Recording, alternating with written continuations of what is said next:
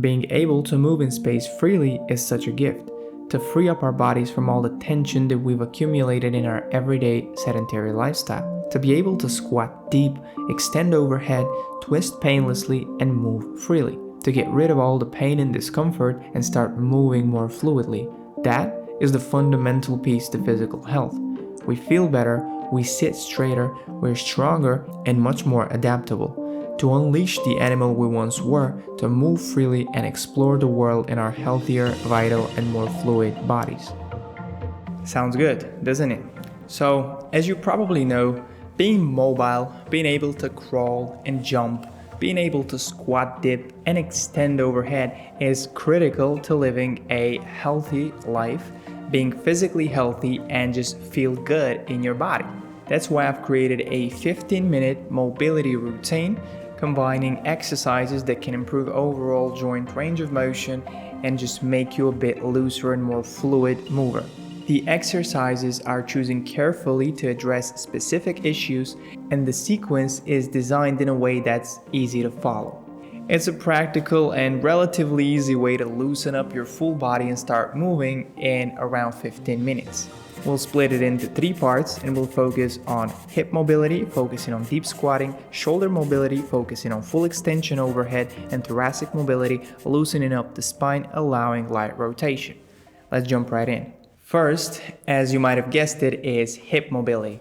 Basically, we aim to open up the hips, knees out wide, and squat deep so we can relax the stored tension in our hips.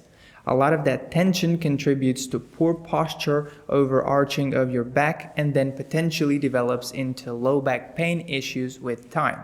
So by gaining the ability to squat deep again, we increase locomotion, we increase mobility, and we're just at a healthier level physically. It is the number one most important area to focus on for many sitters. So we have 3 hip mobility exercises, starting with the 90-90. The 90-90 is a great basic hip opener which basically aims to stretch out the lateral portion of your leg, which are part of the quads and the glutes, commonly tight in sitters. This can allow your hips to open up and to perform other hip mobility movements better and easier. Get seated with your legs bent at 90 degrees angle, one leg knee is pointed forward and the other one to the side. Slowly lean towards your front leg forward, breathe deep and hold the stretch for 5 seconds. After that, slowly lift your knees to transfer them to the opposite side. Repeat the same on the other side, lean forward.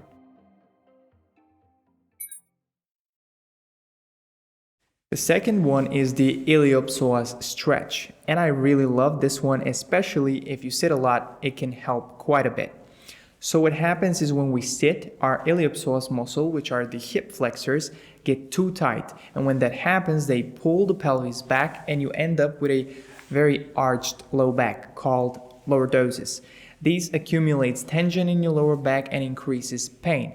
With the iliopsoas stretch, you can reposition that pelvis again so that you have a naturally curved spine and an optimal posture. Set yourself in an alternative lunge, rear legs knee rest on the mat. By tilting your pelvis posteriorly, you immediately stretch out the hip flexor. If you feel the stretch, you can breathe deep and relax here. If not, you can lift the opposite arm, extend overhead, and slightly bend your torso to the other side. Do 4 repetitions on each side with 5 to 10 second holds.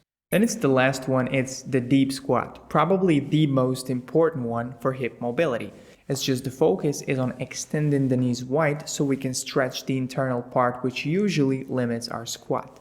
Gaining the ability to squat deep allows you to build lower body strength, become more mobile and flexible in your hips, improve your posture, and reduce a lot of that pain and tension that's stored in your low back. It's probably the number one thing I do to counteract the negative effects of too much sitting. From squatting to running to walking to jumping, it helps with all. Standing up, position your feet hips width apart or a bit wider. Slowly start descending down by lowering your hips. Push your knees in the direction of your toes and go in a deep squat. Go as low as you can to keep the full fit on the floor. You can start rocking left and back on your toes to just slightly improve the mobility of your ankles, but in the deep squat you always focus on pushing your knees out in the direction of your toes. If you already feel a stretch, then hold the squat for 5 seconds and get back up. Second part is improving shoulder mobility.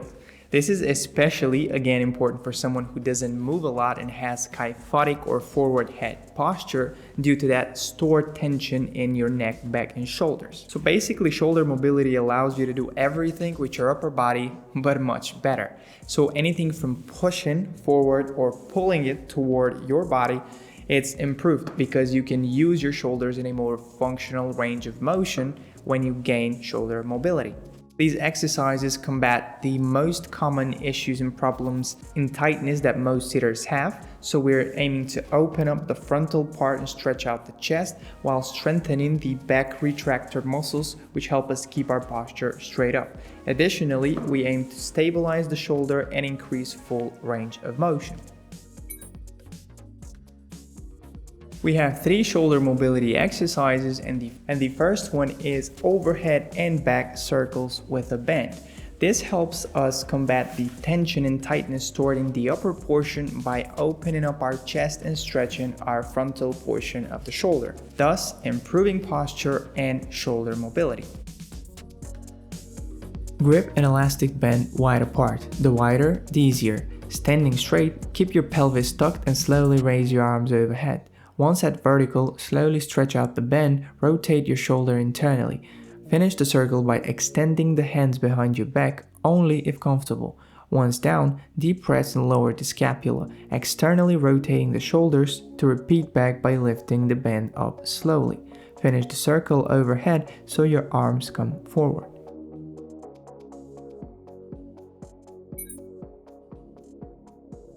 Second exercise is overhead extension, which I believe is one of the most important things we should do to keep our shoulders mobile.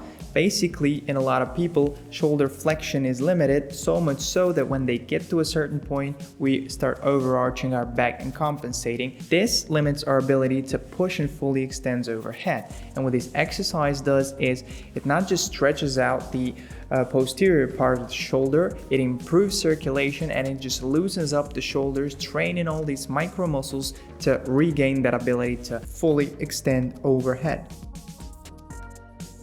Standing straight, grab a stick, grip it shoulder width, thumbs face up. Slowly raise your arms to a comfortable level, and once you reach the top, raise your shoulders and try to extend a bit more. Focus on the stretch, allowing your arms to extend back and feel the sensation. No forcing, no pushing, it's all slow and controlled without arching your back. Hold for 3 seconds, then on your exhale, lower the stick down. Repeat for 2 sets of 10 to 12 reps.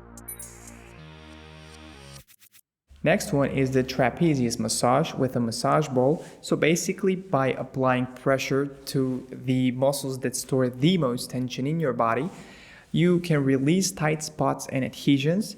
You can sort of deactivate or inhibit certain neuromuscular reflexes that will allow your traps to release tension, so you can let your shoulders easily fall down and improve posture. This is probably one of the fastest, most acute things that's going to help release tension in most. Place the massage ball on your trapezius muscle. Beware not to touch your spine or any joint like the shoulder. Slowly support yourself back on the wall. Your weight is on your legs. In a controlled manner, slowly push back as far as comfortable and start massaging your traps with the ball. Breathe deep and relax. After about 20 rolls, you can just press a bit deeper as far as comfortable and stay there. The third section has 2 exercises for thoracic mobility. Thoracic mobility is important to regain that flexibility or fluidity in your spine so we can move more with less limitations. It's about opening those little tight micro muscles that connect the vertebrae, loosening those up, and also slightly stretching the side lateral portion of our torso like the oblique muscles, which again helps us move in a higher range of motion in the spine. First exercise is thoracic extension, and this basically copies the same principle that overhead extensions has, just with a little push of the thoracic spine forward. What this does is increases full flexion of the shoulders, stretching out some of the muscles in the back region of the thoracic spine and opening up the frontal part. Kneeling down, position your elbows on a bench. Start from a neutral spine position, which has a slight kyphotic curve. Slowly let your mid-back fall down, pushing your chest towards the floor. Mainly aim at extension in the thoracic region, while the lower back can still arch just a little bit. Do 2 sets of 12 reps to full extension and back, holding for 2 seconds at the end point.